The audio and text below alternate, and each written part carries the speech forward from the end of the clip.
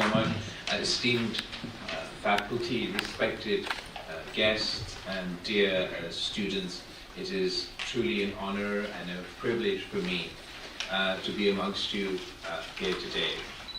Every time I visit China, the experience is deeply personal for the reasons that your Vice President just illustrated.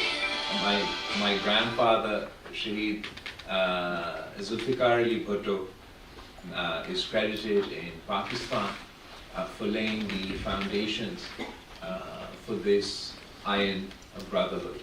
Indeed, he was the last foreign dignitary to be received by President Mao, and he laid the foundations not only of the China-Pakistan relationship, but played a role in laying the foundations for the China-US relationship and China's place, rightful place on the world stage, at the United Nations, at the UN Security Council. Later, my mother, Shahid Mohtarma Benazir Bhutto, who was the first female Prime Minister of Pakistan, and indeed the Muslim world, twice served as Prime Minister of Pakistan and advocated passionately, domestically and internationally for the Pakistan-China relationship. My President Zardari, has worked, he's now the only civilian president in Pakistan to have served as president twice.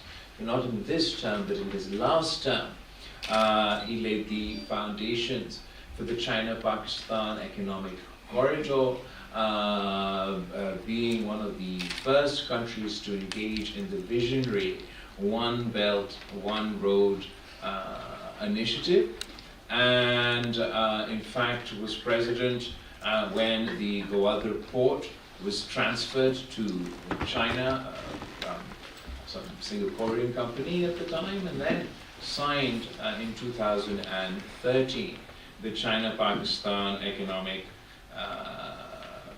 corridor with your then Prime Minister. I also had the honor of serving my country as the Foreign Minister of Pakistan, as the youngest Foreign Minister of Pakistan, and in my short, brief time as Foreign Minister, I engaged with China, particularly with my, at the time, counterpart, Foreign Minister Wang Yi, and this, so I believe, sort of generation to generation, we have taken this relationship forward. I'm here amongst you today to quickly finish my speech and then engage with you and speak with you and encourage you to now start playing our role in taking this relationship to the next generation and to the next level.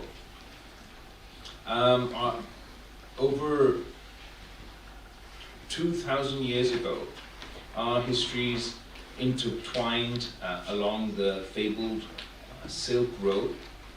The ancient Pakistan, home to the Kandahar civilization, welcomed Chinese travelers, merchants, and pilgrims who brought with them tales, ideas, and aspirations.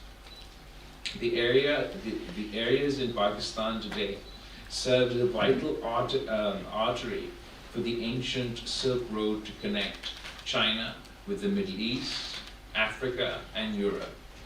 They enabled the flow of trade, knowledge, and cultural practices which shaped the destiny of nations. However, this Silk Road heritage was not just a trade route. It was a conduit of exchange in culture, laying the first stone to the foundations of what we now celebrate as our iron brotherhood. And as part of my message for you today, this relationship is deeply rooted in collective memories of both our countries.